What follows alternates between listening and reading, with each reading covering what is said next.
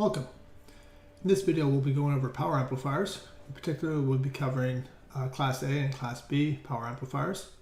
And we'll be making use of bipolar transistors, so you should have some working knowledge of bipolar transistors as we'll use those in our examples. So let's get started. So as I mentioned, we're going to be covering power amplifiers. So the purpose of a power amplifier is to deliver a significant power to some output load. So that output load might be a speaker, or it might be an antenna, or some other something that has to deliver a significant power to it.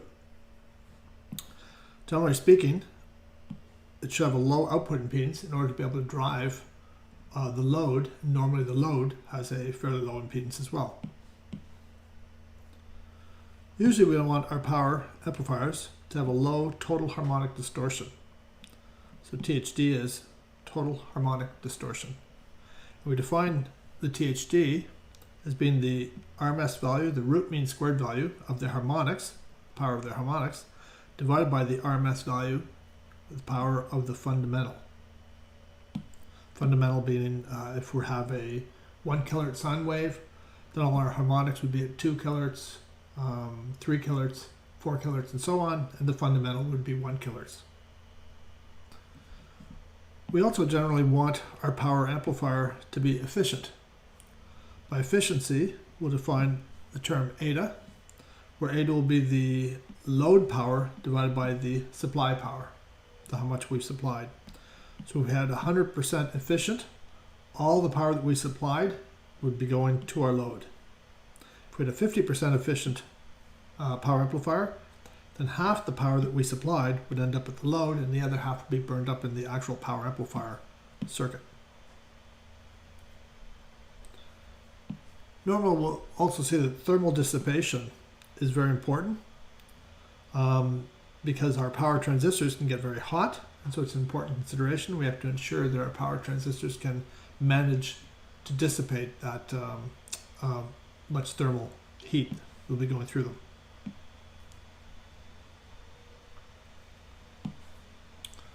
So we can break our power amplifiers into a few different classes. There's something called Class A, output stage.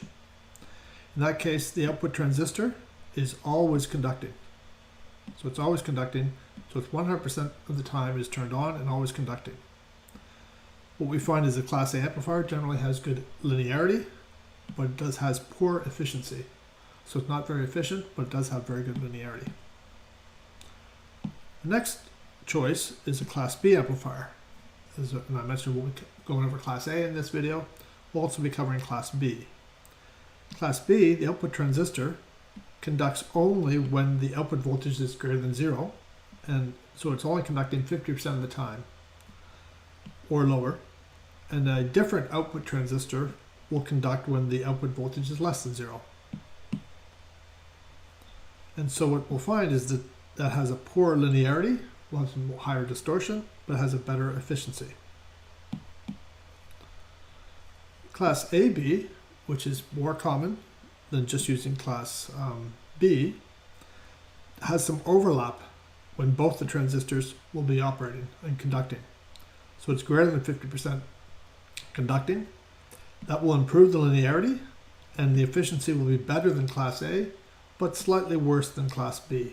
So this is normally a good trade-off, and you'll find most amplifiers are Class AB rather than just Class A or Class B. And we'll cover that in a separate video because there's a lot to go on with how to bias that properly.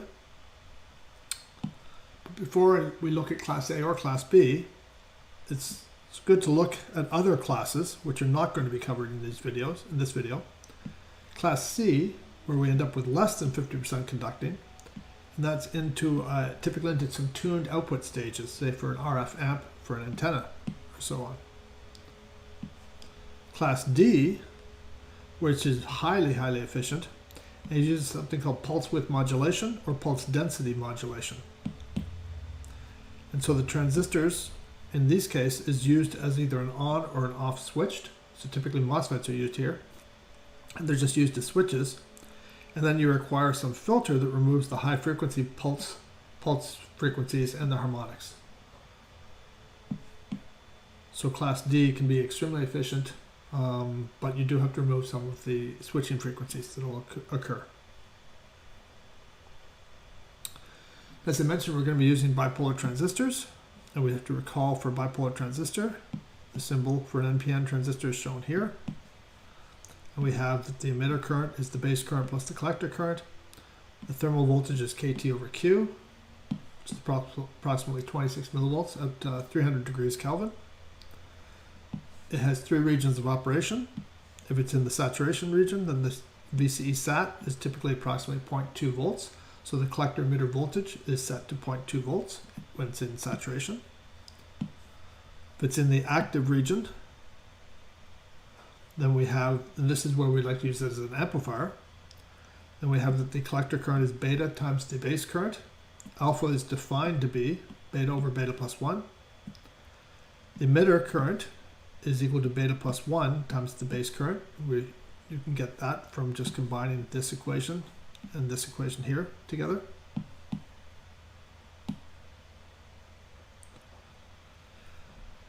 And we have that in the active region, the collector current is given by this equation, ignoring the output impedance. And we can invert this and say, well, therefore the base emitter voltage is equal to the thermal voltage times the ln of the collector current divided by the scale current. And again, we're ignoring the output impedance. And we can also write this, we can make the substitution that the collector current is the emitter current divided by alpha. So we can write that the emitter current is IS over alpha times e to the VBE over VT. So VBE can be written by this equation over here. And for small signal analysis, we have GM is equal to given by this. And RE, the small signal resistance, is alpha over GM, which is also the thermal voltage divided by the emitter current. Now, before we go into the circuits, we should make sure we have a good understanding of just power dissipation in general and how we can determine what the power being dissipated in an element is. So we want to look at the power dissipation of a circuit element. So assume that we have, in this case, a voltage, plus or minus, across some element given here, and it has a current I of t. So we know the instantaneous current and the instantaneous voltage. So the instantaneous power will be just the voltage times the current. That will be the instantaneous power being dissipated. But we are more interested in the average power as opposed to the instantaneous power. Sometimes we're interested in the instantaneous power because we want to know what the peak power is going to be. But if we're interested in the average power, we write this as just integrating, taking the average of this instantaneous power over time. So taking it as 1 over t and integrate it from 0 to t, and let t go to infinity. And so we have that will just be given by this equation here. Now, in the case where this element here is a single resistor, so this is just a resistor here. So in that case, we'll have that the current is equal to the voltage divided by the resistance. And so then the power across that resistor, the average power, would be given by this equation here, where we've just taken this equation and substituted in I of t into here to give us this V of t over R. We can then combine those two V of t's together, so this is V of t squared, factor out the R because it doesn't change over time. We end up with this equation here. Now, this part here is the mean squared voltage. So it's the RMS voltage squared. So we can write this then all as the RMS voltage squared divided by the resistance, and that will be the average power dissipated across that resistor. So that's for a single resistor element. In the case that V of t happens to be a sine wave, so it's got an amplitude of V naught hat and sine of omega t, then the RMS voltage of that is just the amplitude divided by root 2. So that squared would give you the actual power that you could put into the equation above. But now let's take a different example. Instead, let's take the example now where this becomes a whole circuit, not just a single resistor, but a whole circuit. So we might have a ground over here, and this becomes a power supply. So V of t now is a DC voltage. So we're going to take now the case where our voltage is now a DC. So as I mentioned, we're putting a power supply across some sort of circuit here, not just a resistor, because if it was a resistor, that equation would not hold anymore, but it's a circuit that we have. So something's inside here which is a circuit. And we put a DC voltage across that. If it was a resistor and this was DC, then I of t would also be a DC value. But let's say it has some other characteristic to it. So we have a DC voltage here, but I of t is not just a DC value, because it might have some switching, some different current over time. Because we have a whole circuit in here. So if we look at this, the average power now, it's still given by the same equation that we had before. But now we can take V of t, which is now a DC value, and we can bring that out over here because it doesn't change over time. And so we have, it's just equal to the DC value times this part here, which is the average current. So this is just the average current. So what we have is that the average power is equal to that DC voltage times the average current. Not the RMS value of the current, but just the average current. And that will be the average power that will be dissipated across this circuit. So when we're looking for a complete circuit and a DC voltage applied across it, all we look for is the average current, multiply that average current times the DC voltage, and we end up with the average power dissipated into that circuit. And there's no RMS required.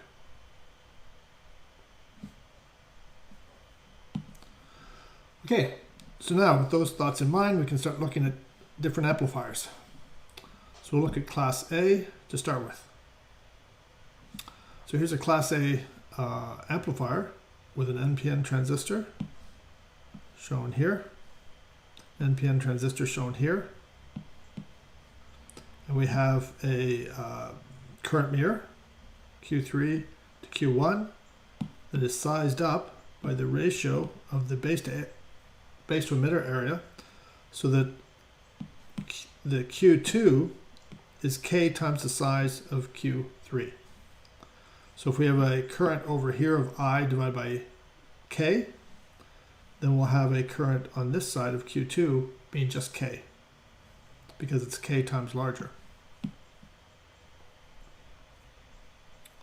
So we have a constant, effectively what we've done is we've replaced this whole part here is just a constant current with a current of I coming down through it. And that becomes the replacement for this Q2. It's just a constant current we've created.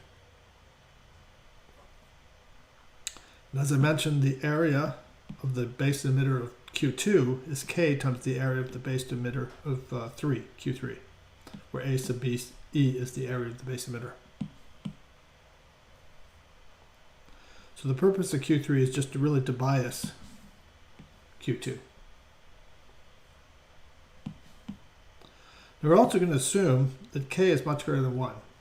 So we can ignore this I over K current. So if we made K equal to 20, then there'd be 1/20th the current flowing over here as opposed to over here. And so if we ignored it, we'd have a 5% error, and we'll live with that type of an error. We just want to worry about the main power dissipation in this part of it and not in the bias part of the circuit.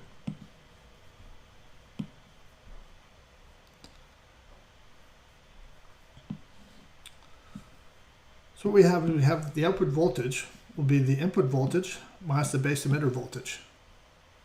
So this voltage here will be the VI minus the base emitter voltage here.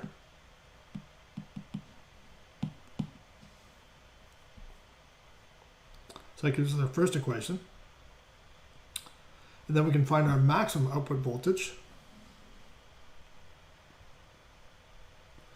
The maximum output voltage is going to occur when this transistor goes into saturation.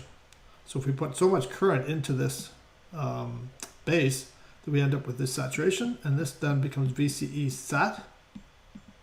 So V out maximum will be equal to VCC, this voltage, minus VCE sat. And that'll be the highest we can ever end up with our output voltage. So we have that our maximum voltage we can end up with is VCC minus VCE sat. And that's our maximum output voltage. What about our minimum output voltage? How low can the voltage go over here? V out. Well, we could turn no current into here at all. So we'll put zero current here, in which case this current will go to zero. Remember, the collector current is beta times the input current, base current. If the base current goes to zero, then the collector current and the emitter current goes to zero. So then what we'll have is we'll have this current being I. So V out will be equal to minus I times RL, where I is just due to the current flowing down through here. And remember, this is going to a negative power supply, minus VCC here. And this is going to ground, and this is going to plus VCC. So I can actually get to a minus I times RL for a minimum minimum output voltage. So our minimum output voltage, V out minimum, is just minus I times RL, which is our minimum output voltage.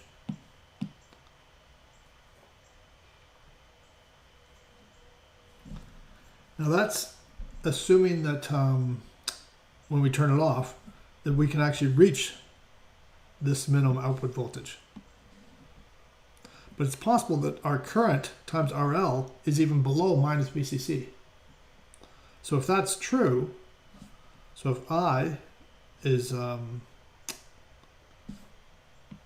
greater than this value here, then no matter what happens as we try to bring this down, all we can ever do is get this one into saturation, get Q2 into saturation.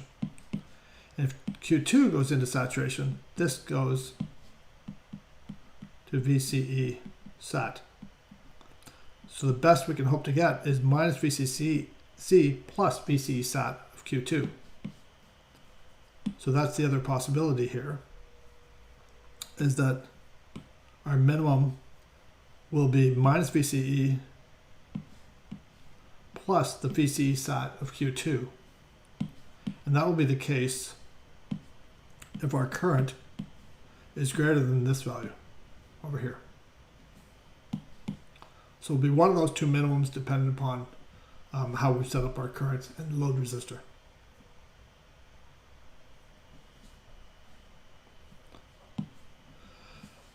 Next, we'd like to look at our signal waveforms.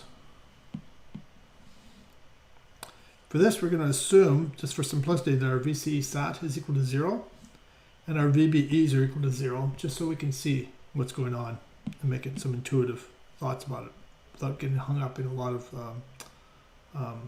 voltages coming about. We'll also assume that the current I is equal to VCC over RL, because we've assumed that VCE sat is equal to 0, because we're setting that equal to 0 over here. So we'll just assume then that our current is exactly equal to VCC over RL, so we can get our maximum amount of swing on this circuit. And so our input voltage is then equal to VCC, amplitude, times the sine of omega t. So with these assumptions, let's look at our signals at the various points in the circuit with an intention to find the efficiency of the circuit.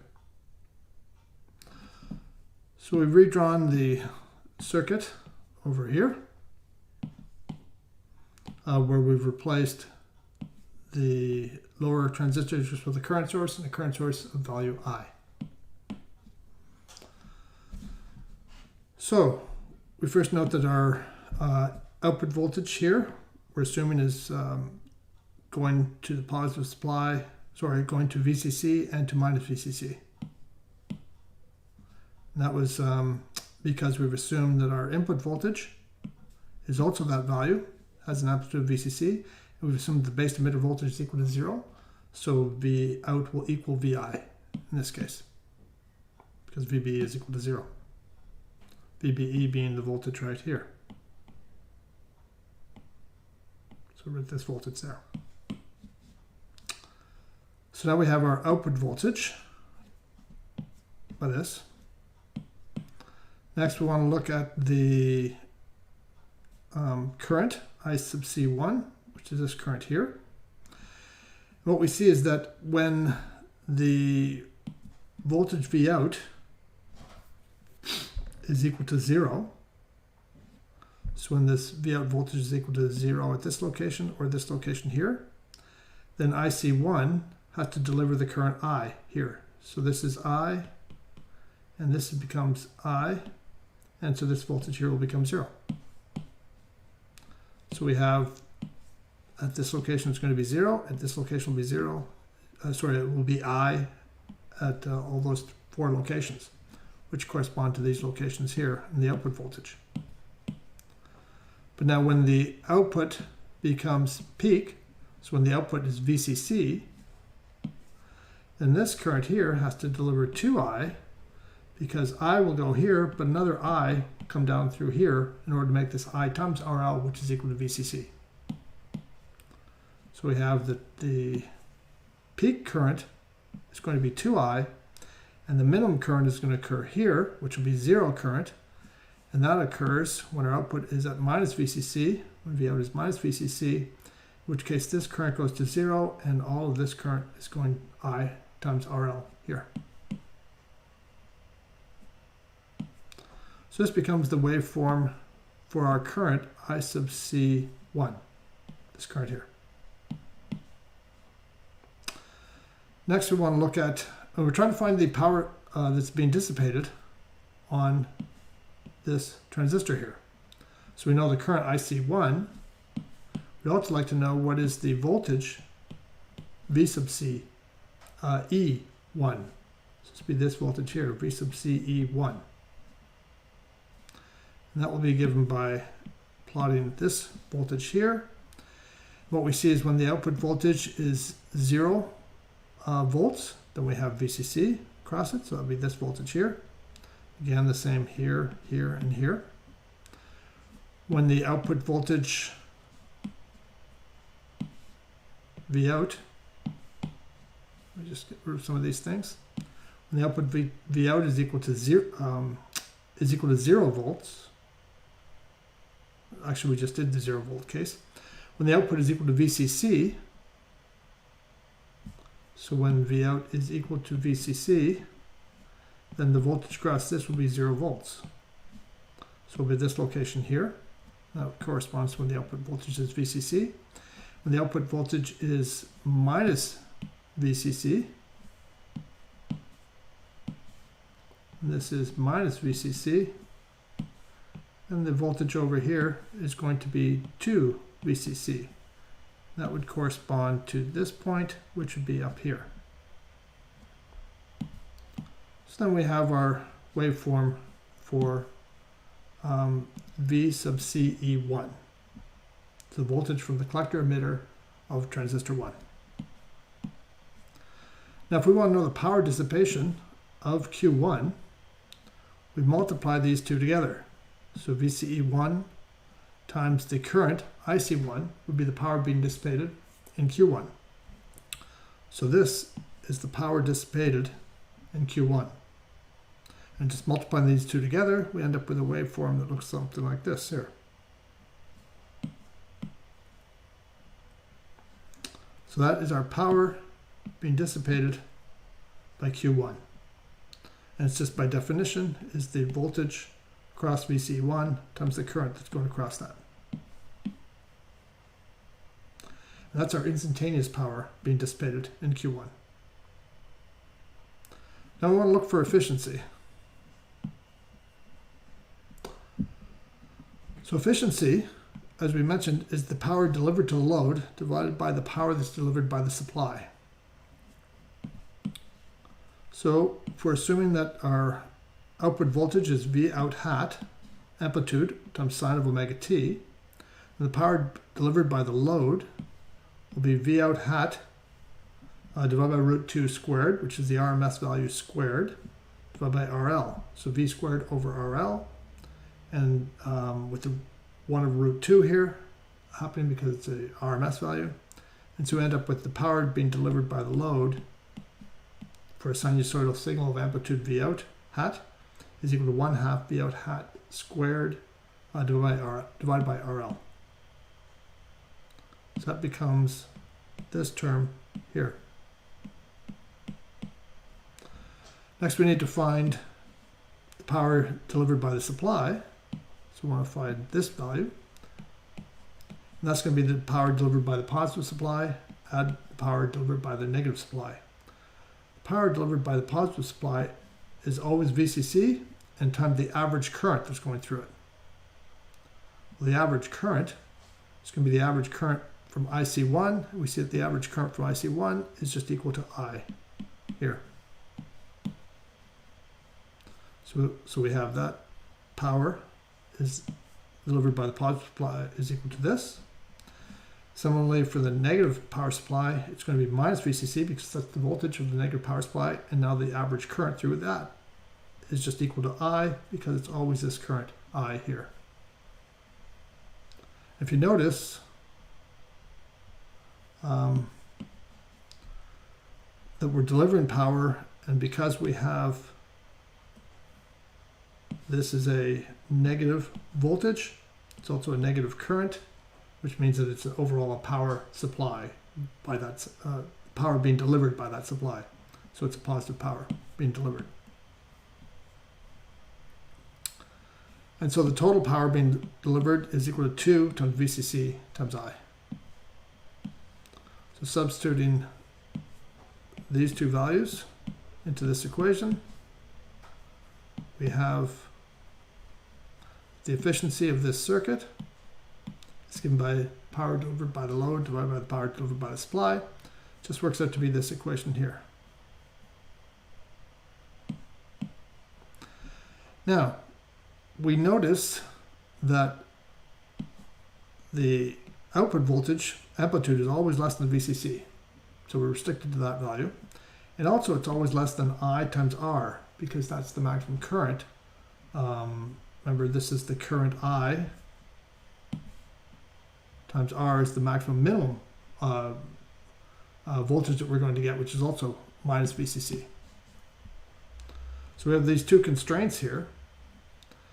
And what that means is that the maximum efficiency is going to occur when the amplitude is actually equal to VCC and is also equal to I times RL. That will give us the highest value for this efficiency. And in that case, the maximum efficiency we'll ever get is 1/4, which is 25% efficient. So the best we can ever hope for this circuit is to get 25% efficient. And that's going to occur when we have our largest signal being drawn. It's not the minimum amount of power being delivered, but it's the maximum efficiency that we can get. If we lower the output voltage, so if instead of delivering, if VCC is equal to, let's say plus 5 volts, but instead of putting a 5 volt amplitude output, we only put half of that, then we could put this into this equation and see what the actual efficiency is, and it's going to be certainly less than 25%. So what we see is that the Class A generally has poor efficiency. We'd like to get certainly higher than 25% efficiency. So next we'd like to look at a Class B amplifier. So in this case, we're showing a Class B output stage, shown here. It uses an NPN and a PNP. And if you notice, the NPN is a source follower, and the PNP is also a source follower. So we have two source followers here. and we're driving this from negative power supply minus VCC up here and the positive power supply to plus VCC here. And we're driving output load RL as before, going to ground. So if we just start off by plotting the input voltage versus the output voltage of this circuit, and this will be not to scale. So we're not going to draw this to scale. What we see is that when the input, Vi, is equal to 0, then neither Qn or Qp will be turned on. So we'll be in the region here somewhere. The output will remain 0. And let's say we're increasing the input voltage Vi. So as we're increasing Vi, we go up to here. And it isn't until we get above some voltage, and let's say it's 0.5 volts here, before we start to turn on the top transistor, Q sub n. And once we turn that on, it's going to start to follow this curve up here, where the output will equal the input voltage, but offset by this VBE, which might be 0.5 volts or so, until we eventually saturate. And the amount that we'll saturate to, again, is when this will become a VCE sat. And we'll call that N. So in this case, actually, I've called it VCE N sat. So that might be 0.2 volts for this PMOS or for this NPN transistor. So that would be the positive side, and by symmetry we can see the negative side is going to look very similar. It's not until we get below negative 0.5 volts until we can turn on this transistor here, the PNP transistor, and then it will follow roughly a gain of 1 going down until we finally saturate over here, and this will then also be VECP saturation. Sorry, it would be actually over here.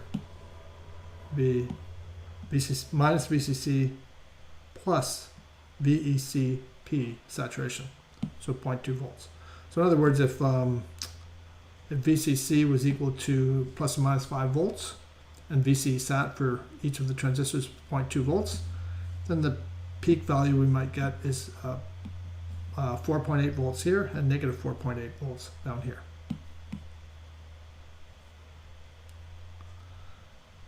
Now, if we actually looked at the output, then for an input that is a nice sine wave shown here, the output is going to have this crossover terms where it's actually 0 for some portion of time.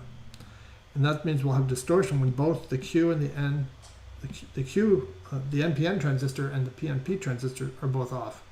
And so we'll have distortion in this system. So we're going to ignore this distortion for the time being because we want to look at the power efficiency of it. And then later we'll see that if we make it class AB, we can reduce this distortion significantly.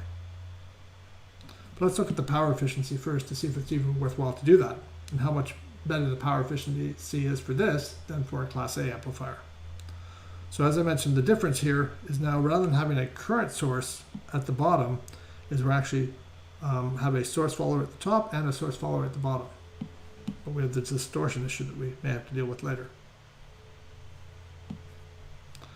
So from a power efficiency point of view, first off, we're going to ignore crossover distortion. So we're going to assume that the base emitter voltage, VBEN and VEBP, are both 0, and the saturation voltage is 0. So we have effectively ideal bipolar transistors here. And we'll assume the output voltage, as usual, has a peak amplitude of V out hat times sine of omega t. And from before, we've already seen that then for the power being delivered to the load is 1/2 V out hat squared divided by RL. And we got that from the class A part of these notes. So if we look at the current that's going through here, so if we look at the current I sub CC, so the current being delivered from VCC, positive VCC, see that current here is going to have a peak value of whatever we have to deliver to the load, so it'll be V out hat divided by RL.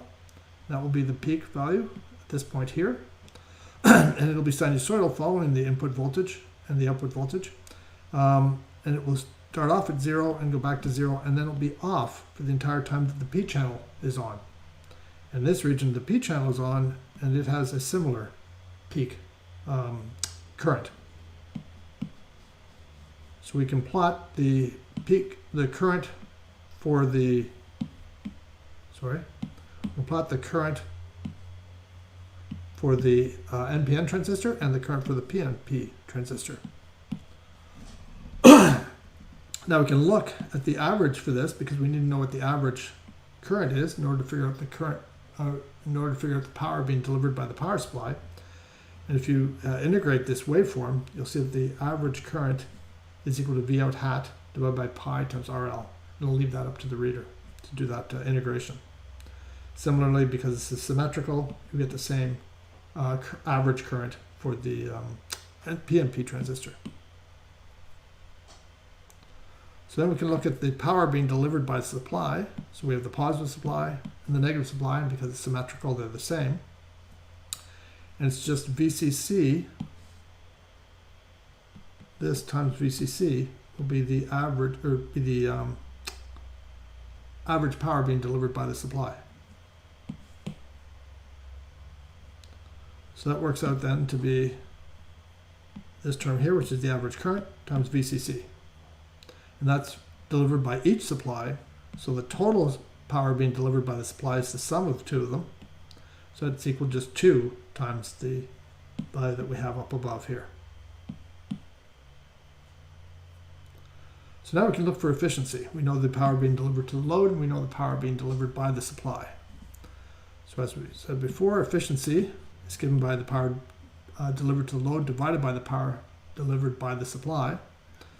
So it's equal to this value divided by this value here. If you put that into the equation, you'll end up with this result here. So pi over 4 times V out hat divided by VCC. So we see the efficiency, once again, is a function of the output amplitude. And if we want to get the maximum efficiency, so we want to make this maximum, the maximum efficiency is going to occur when the output amplitude is equal to VCC. We can't go above VCC because we'll clip.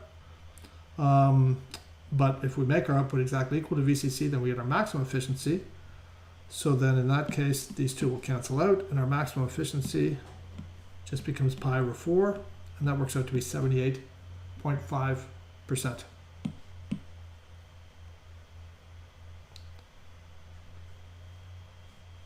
And when we reach that maximum efficiency, the power being delivered by the load, because our output is now VCC, will be 1/2 VCC squared divided by RL, because V out hat is now equal to VCC.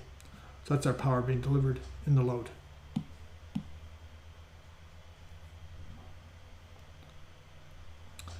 Now, we often need to know what the power dissipation is in the actual output stage.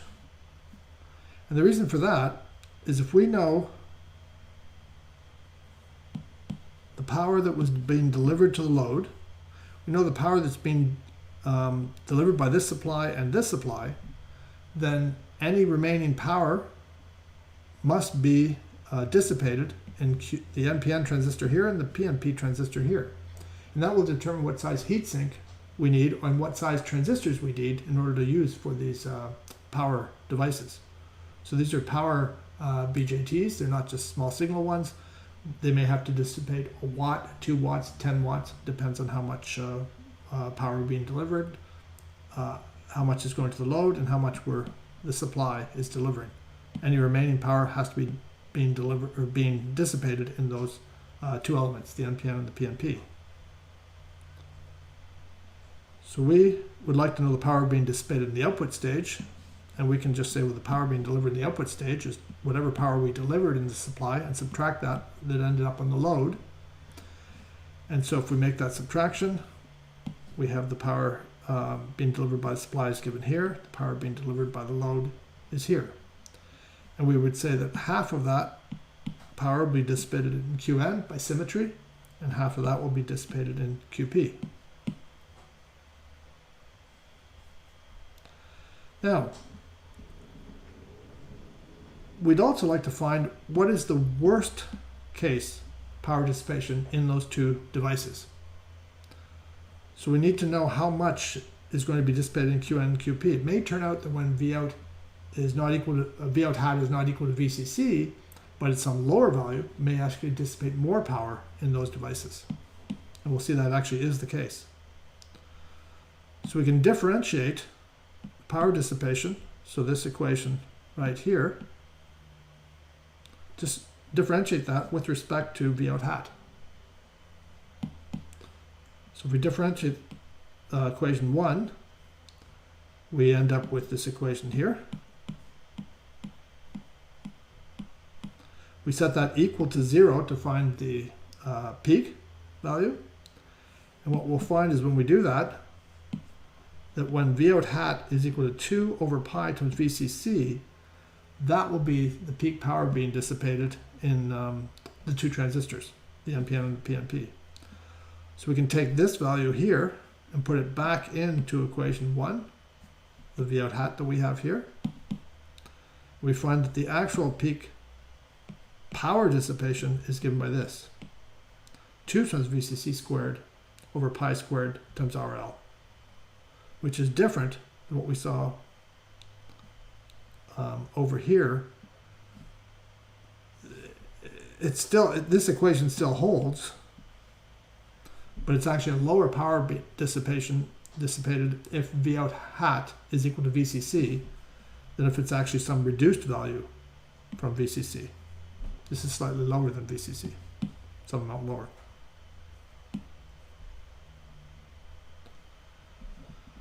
So each, and if we, that is our power being dissipated in both devices, given by this one. So if we just look at the power being dissipated in the NPN transistor and the power being dissipated in the PNP transistor, it's just 1/2 of that. We can just reduce that by a factor of 2 because the power is being dissipated in both of those for this equation. So therefore this is the power being dissipated in each.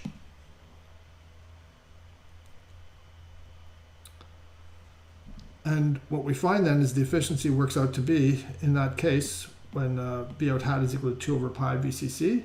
So it's not equal to VCC, but it's 2 divided by pi. So 2 divided by 3.14 times VCC. The efficiency now is only 50% rather than 78.5%. So we can actually plot power dissipation versus the output voltage that we have in this circuit.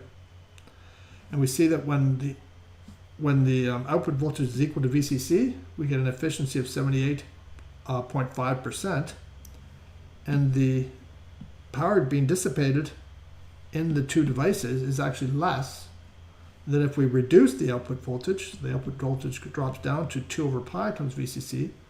Our efficiency then becomes 50%, but now we get our maximum power being dissipated in each of those devices. And that's, so when we're designing our circuit, we really want to worry about this particular case here, because it's possible that you're not going to always put the full scale value into this amplifier. You might be putting a smaller scale value into it.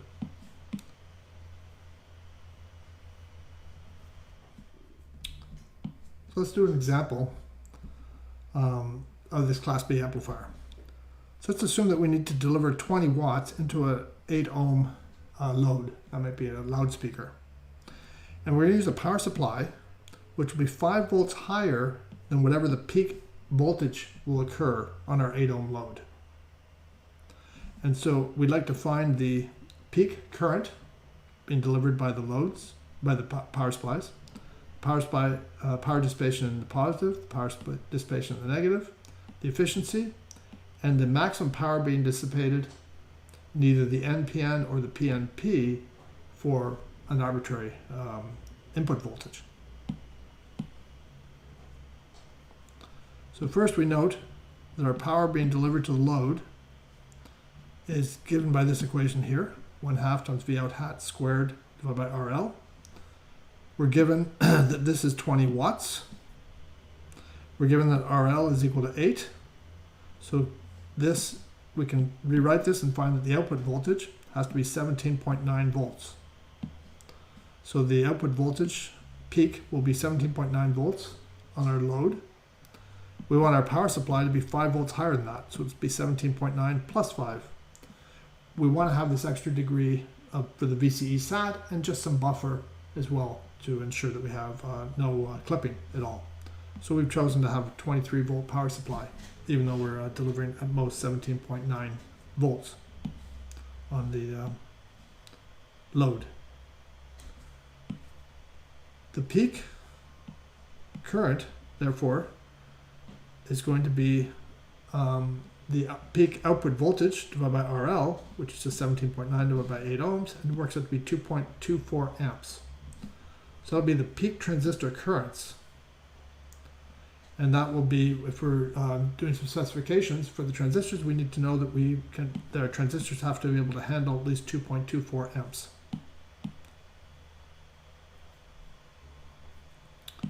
Next, we want to find the power delivered by the positive supply. That equals the 1 to the negative supply, because it's a symmetric circuit. And we have from before, we have that given by this equation here. Actually, sorry, it's the one just above it. This equation here, delivered by each supply.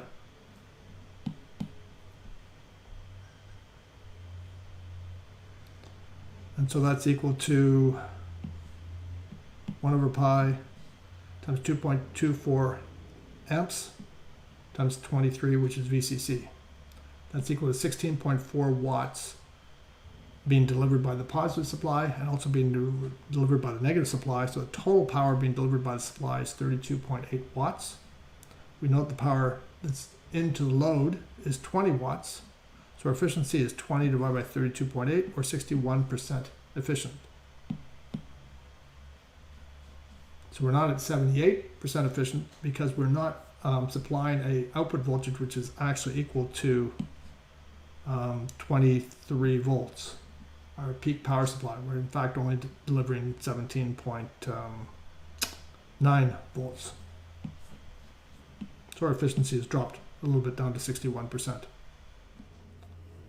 So we also want to find the power, the maximum power that will be dissipated in the NPN transistor, which will equal the maximum power being dissipated in the PNP transistor.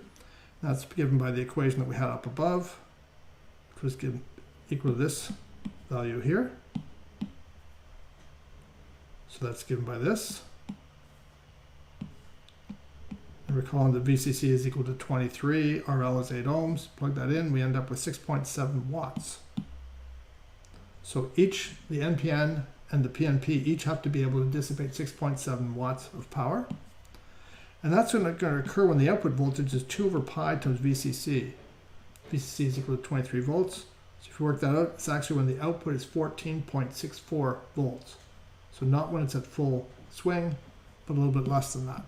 And that's when we'll get our most power being dissipated on the NPN transistors and the PNP transistors.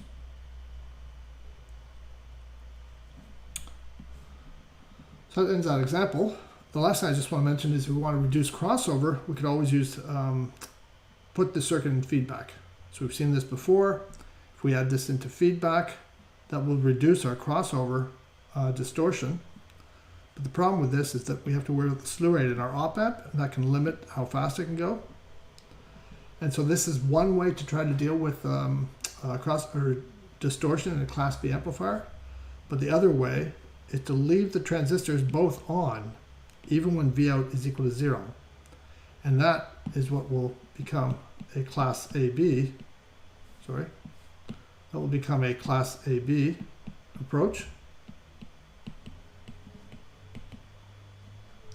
by biasing it so that we don't have them both off, but in fact, they're all, when Vout is equal to 0, we'll leave them both slightly on.